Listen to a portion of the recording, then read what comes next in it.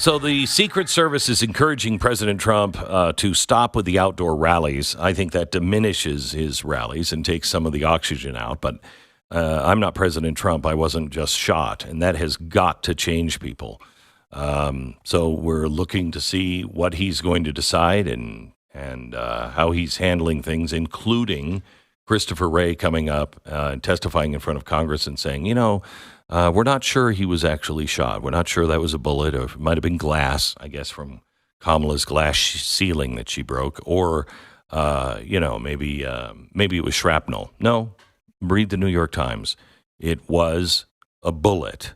It is so insane how these conspiracy theories come from the left, and they just expand and expand and expand on them. Carolyn Sunshine is with us. She's the 2024 Deputy Communications Director for Donald Trump. First of all, Carolyn, how are you, the staff, and the president? Well, we are always better than Joe Biden outside the hours of 10 and 4 p.m. I can tell you that. I guess always. But I guess it looks like the Democrat Party is trying to become unburdened by what has been, and have Joe step down and put the selected but not elected Kamala Harris at the top of the ticket. Yes. No. Yeah. But no, I laugh at his spirits because, it is. And crazy. It's undemocratic is what it is. Like I said, selected, not elected. It is crazy.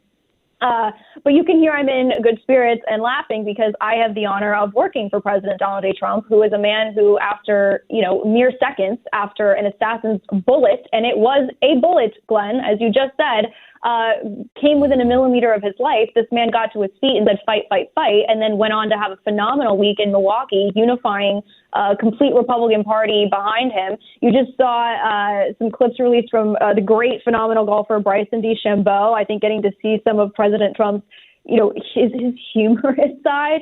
So everybody's in very high spirits. President Trump I call him the great American warrior, because I think Ronald Reagan was the great communicator, another U.S. president, a great U.S. president who had a brush with the assassin's bullet. But President Trump's the great American warrior. And as he said, I'm going to talk about this once. I'm going to share it with candor, as he did on the stage in Milwaukee. And then I'm going to move on and I'm going to get back to work. And that's exactly what he's done. And it's really inspiring to work for somebody, such a remarkable leader. There's just few like him. Yeah. So everybody that I talked to that at all liked Donald Trump or thought that, I'm thinking about voting for him. Everybody that I know, I talked to, they saw him at the convention. They said, he is a changed man. He's a different man. And not in, just I guess in his seriousness, the gravitas of it. Did the bullet change him? I've been asked this question a lot, Glenn. It's a great question. I've been asked it a lot. I think the bullet that grazed him may have changed the country more. And the reason I say that is because I think when that bullet came within a millimeter of President Trump's life, the country realized, it's not him, then who? If President Trump isn't in this arena, who is there to actually fight for a secure border and an economy where, people can actually have a chance at the American dream, let alone be able to go to the grocery store and, you buy 3 items and all of a sudden you go, how is this $100, right? It's not. And then more generally, I think for the forgotten men and women of this country who prior to President Trump's arrival on the political scene really had no authentic champion, and certainly not one of the caliber of Donald J. Trump. So I think that is really what changed. I think it was a watershed moment for the country. I think it's one of those moments where everyone's going to look back and they're going to remember where they were standing and who they were with when it happened. But I also look at, as I said, the only thing more remarkable than what President Trump survived is his reaction. Who has that reaction? Within seconds of having a bullet come within a millimeter of your life, you're up on your feet with blood still on your face, very much still in clear and present danger, and you get up and you say, fight, fight, fight. And I do think that President Trump is now in this unique category of people who, I'm sure you've known people like this too, Glenn, who have had a brush with death. This is a unique category of people who have come right to that edge of the thing that I think most of us fear deep down in a way, which is death, that this ride ends. We believe in a life after this one, but death's a scary thing. And you watched this man come within a millimeter of his life, come face to face with death, within seconds back on his feet, and also back to work. And I have a lot of reverence for the men and women in our military and our veterans and like the long history in our country of, when you look at the stories of Medal of Honor recipients, past and present, you just see the valor, that fight. You're in awe of an act like that.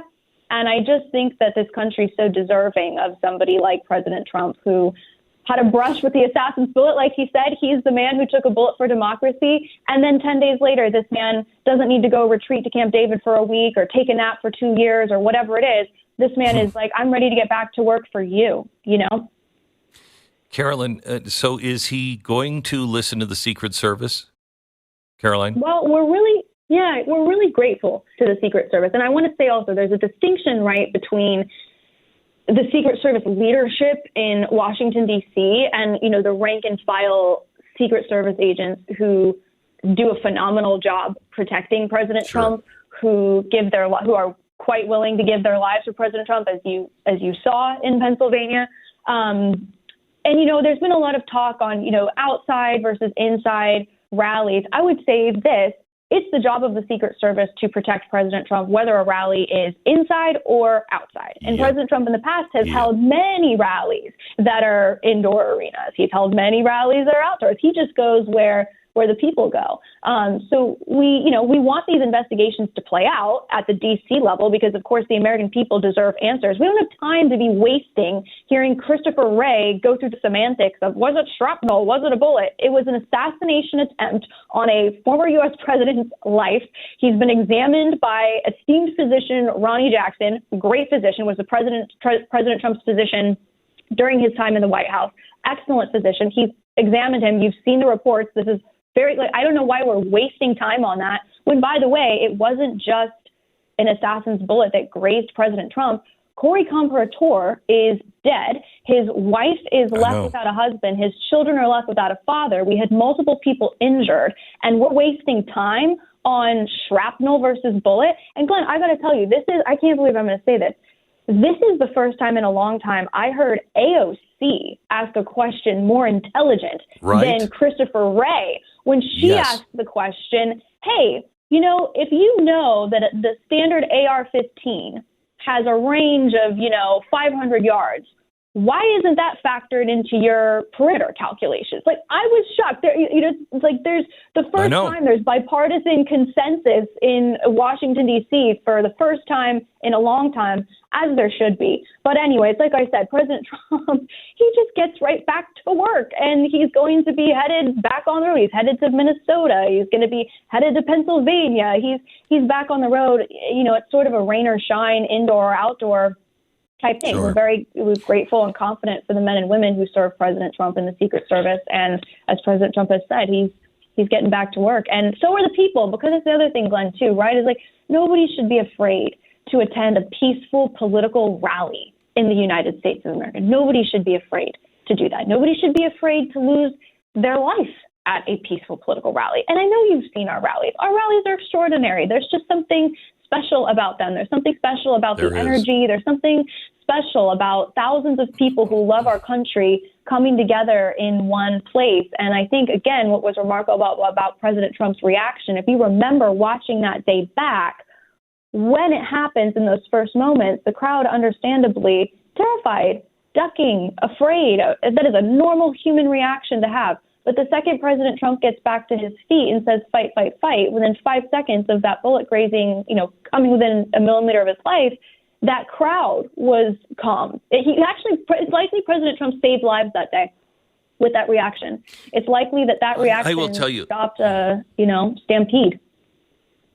I will tell you that when I watched it, I saw it live, and when he went down, I mean, a lump went to my throat immediately, and because I knew what was happening, and I thought, oh my God, they've hit the president, and I had that lump in my throat, and when he stood up, and I could hear him say, "Wait, wait, wait."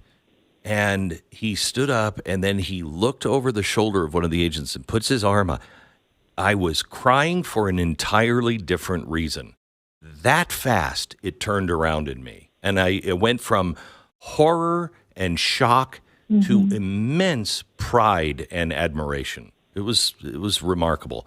Caroline, tell me, how is he going to switch gears with Kamala? I'm sure he's not concerned about it. And does he believe that she's actually going to be the nominee? Well, as I said, you watch the Democrat Party trying to become unburdened by what has been and thinking that if they just do a little switcheroo here, having Joe step down and putting Kamala at the top of the ticket, that somehow changes things. But it doesn't, because Joe Biden's record is Kamala Harris's record, and it's the Democrat Party's record. Look at her first few speeches. What is she saying? How much she loves Joe. Joe's been so great. I mean, she's owning this full force, and as I expect her to. Nobody has had more of a front row seat to both Joe Biden's cognitive decline and concealing that from the American people than her, Kamala Harris. But then look at her own words when she said she was the last person in the room when Joe Biden was executing his abysmal withdrawal of Afghanistan that resulted in the lives of 13 U.S. service members losing their lives. Joe Biden, of course, couldn't remember or acknowledge those on the debate stage. But point is, she was the last person in the Situation Room. She's likely been the last person in the room for many of those decisions. But here's the thing. As much as Joe Biden's record is Kamala Harris's record, she's also dangerously liberal. You know this. She comes from the failed state of California. So this is a woman who, if given the chance, would turn this country into California. She is the border czar who's never been to the border. We heard those reports you've just seen, right, of her current Border Patrol chief and former Border Patrol chief, both saying, yeah, we never got a phone call from her. She's never called. No, she's never called. Okay, well, you know what's happened since she's never called? We've had almost 20 million, maybe more, illegal immigrants come across our southern border. We've had 30 tons of fentanyl. We've had 360 names off the terror watch list come across our southern border on her watch. That's enough fentanyl, by the way, to kill every American citizen multiple times over. She was just in, she's not changing. She was just in Houston yesterday. That is a 1 hour flight, 1 hour commercial flight from the U.S. border, 45 minutes if you fly private like her. Didn't go. And that's not because of incompetence. That's because of negligence. She doesn't want to secure the border. If we don't have a border, we don't have a country. She doesn't want to secure the border. She wants to defund ICE. She said that the Border Patrol evokes themes of slavery with chains. This is not a woman who cares about law and order. It's actually part of her worldview. She's far more left than Joe Biden on a lot of issues. She's dangerously liberal. She really more closely resembles Barack Obama than Joe Biden in many ways in terms of policy and worldview. Caroline Sunshine, thank you so much. And my best to everybody on the team. We have been praying not only for the president and his family, but also everybody on the team. Stay safe. Thank you, Caroline. Thank you. Thank you. It's felt. Thank you. Bet. Thank you.